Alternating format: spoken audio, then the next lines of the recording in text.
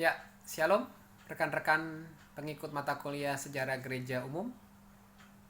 Saya ingin melanjutkan perkuliahan kita di tengah-tengah COVID-19. Sekalipun Anda lagi di lockdown, Anda sedang diisolasi, tetap percaya, tetap bersemangat bahwa Tuhan Yesus tidak pernah meninggalkan kita. Ya, hari ini saya akan memberikan satu tema tentang Konsili Nisea.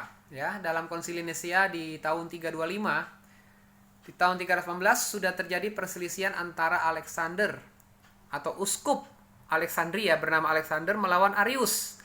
Arius itu dari golongan presbiter, golongan tua-tua Alexandria. Hal ini terjadi karena adanya ajaran Origenes. Origenes yang merajalela pada gereja lama bahwa Logos itu sebagai zat yang setengah Allah.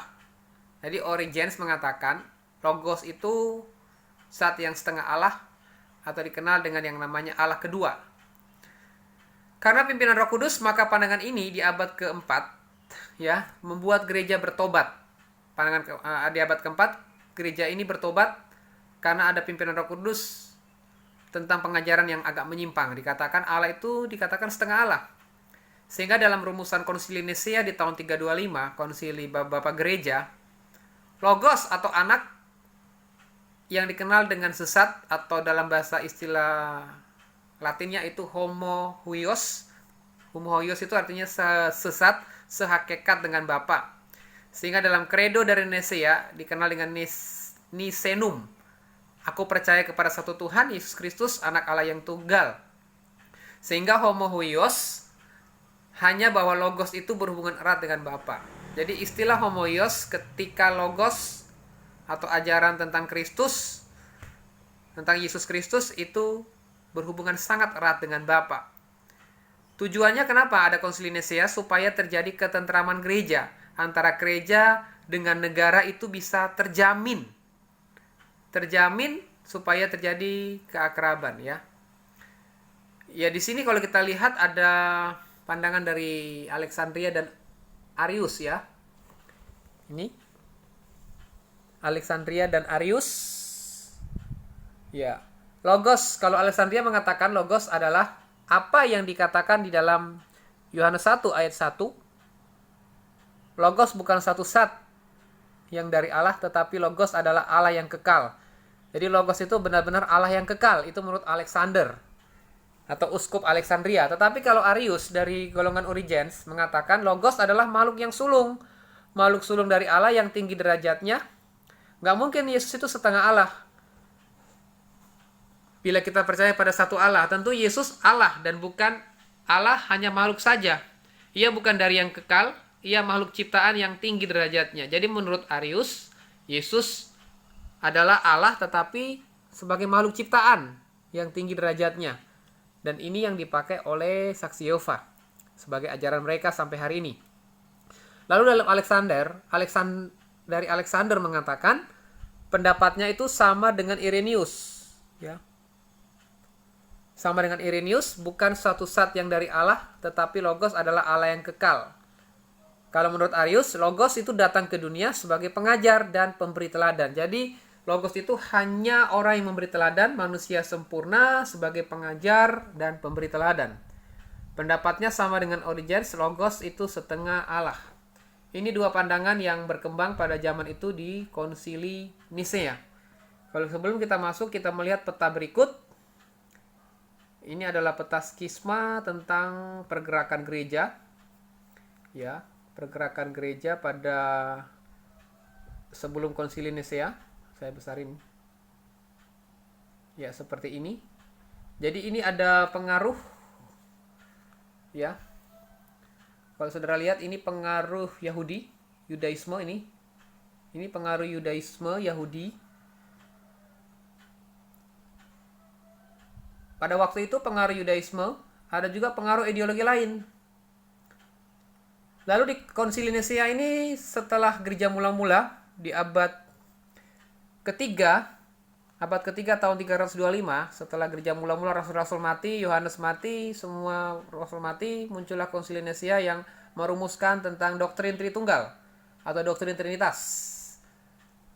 Dan setelah doktrin Trinitas muncul, ada kelompok yang dianggap dengan kelompok dianggap bidat. Ini Lalu ada juga pengaruh dari Yudaisme yang mempengaruhi ajaran bidat. Di dalam perjalanan itu ada skisma besar. Skisma yang pertama adalah ada gereja Assyria, ya, gereja yang warna kuning ini ya. Ini gereja Assyria, ini gereja Assyria. Lalu ada perpecahan kedua, yaitu Ortodoks Timur atau gereja Ortodoks, gereja Timur, namanya Ortodoks Timur. Lalu ada yang warna biru ini Ortodoks Oriental. Lalu ada gereja Katolik Roma. Jadi skisma besar tahun 1054 ada gereja yang namanya Katolik Roma.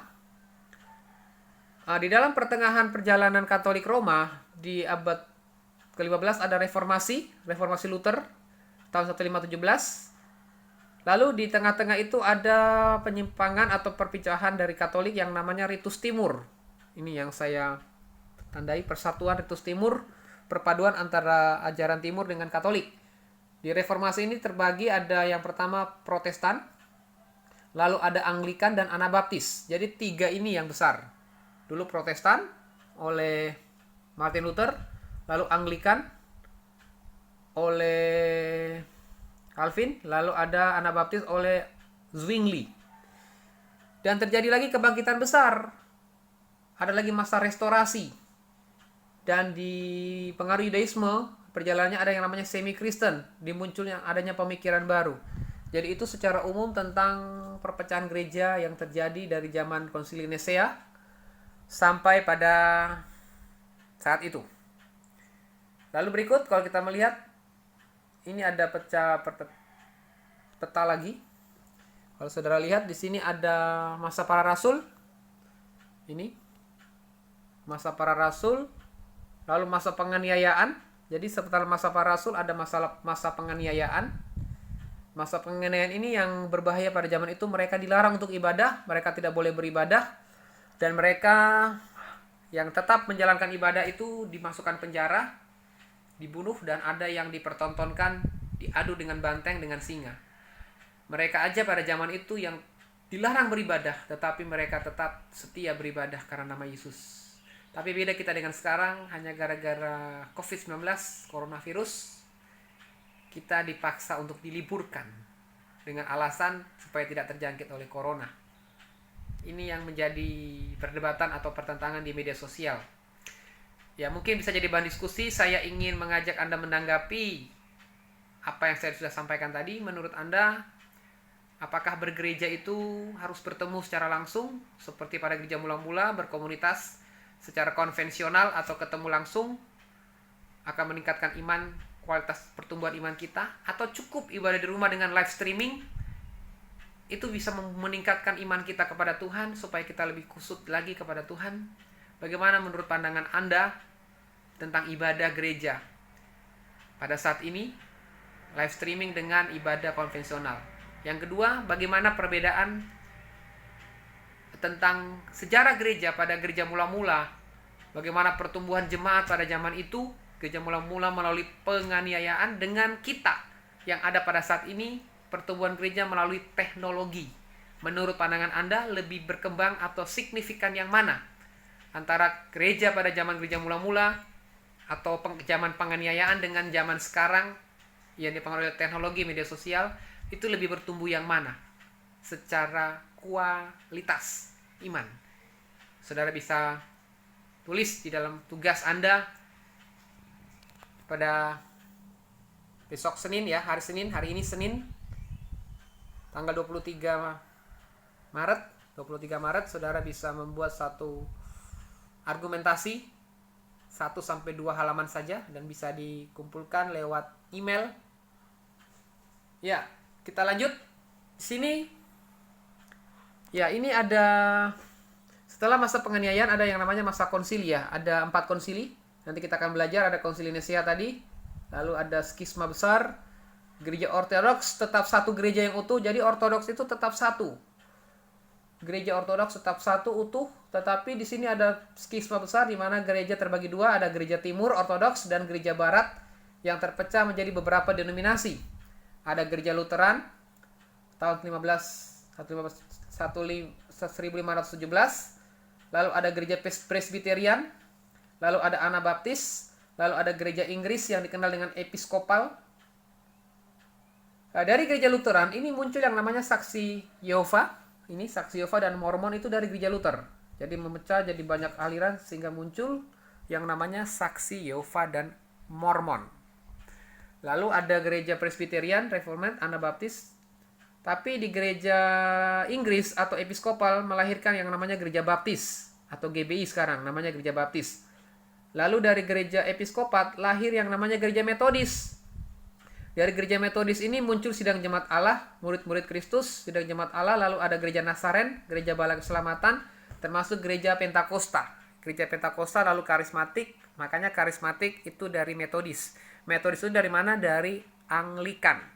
Jadi induknya, nenek moyangnya Pentakosta itu Anglikan, lalu Metodis, dan yang terakhir adalah Pentakosta. Karena yang kedua adalah Konsili Konstantinopel. Ya, ajaran Irenaeus yang dipertahankan oleh Alexander diteruskan oleh Athanasius, anak homoius dengan bapa. Jadi anak itu sehakikat dengan bapa. Itu dalam Konsili Konstantinopel. Saudara nanti bisa lihat ya di diktat tentang Konsili Konstantinopel. Saya hanya ingin garis besarnya aja yang saya sampaikan. Hasil rumusan itu adalah Roh Kudus juga sehakikat dengan bapa. Jadi hasil perjuangan Athanasius di Konsili Konstantinopel itu gereja menyingkirkan roh Yunani dari berita keselamatan. Jadi Kristus adalah anak Allah, sekali-kali tidak berhubungan dengan logos, filsafat Yunani yang hanya sesat setengah ilahi di antara Allah dan manusia. Timbul pertanyaan, sampai seberapa jauh Kristus memakai tabiat manusia?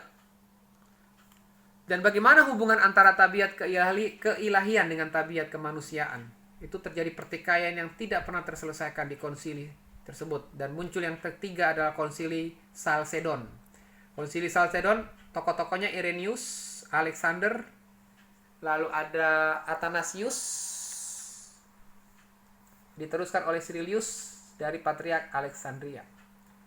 Dan ada keesaan dari dua tabiat Kristus, itu punya satu keesaan, jadi dua tabiat Kristus, 100% Allah, 100% manusia.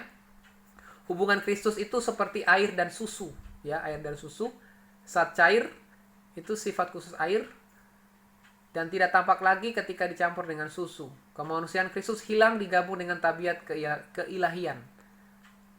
Cyrilius lebih ekstrim lagi. Dia mengatakan tabiat Kristus itu monofisit. Apa itu monofisit? Satu tabiat, monos dan fisit. Satu tabiat.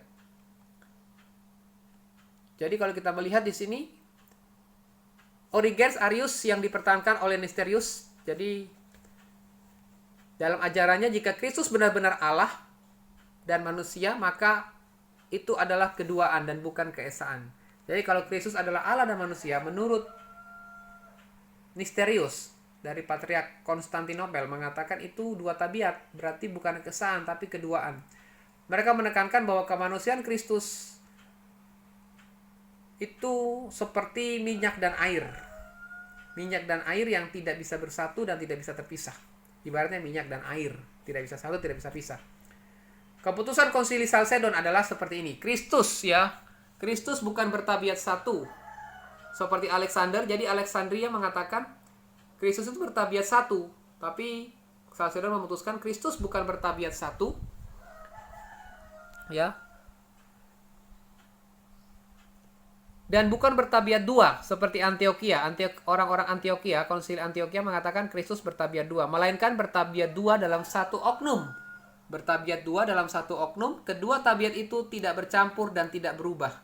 Tidak bercampur dan tidak berubah itu melawan Cyrilius dan tidak terbagi dan tidak terpisah melawan Nestorius. Jadi unik ya, aneh. Dia itu dua tabiat menjadi satu, dua tabiat dalam satu oknum, tabiat manusia 100% Allah 100% dalam satu oknum dalam diri Yesus, itu tidak bercampur dan tidak berubah.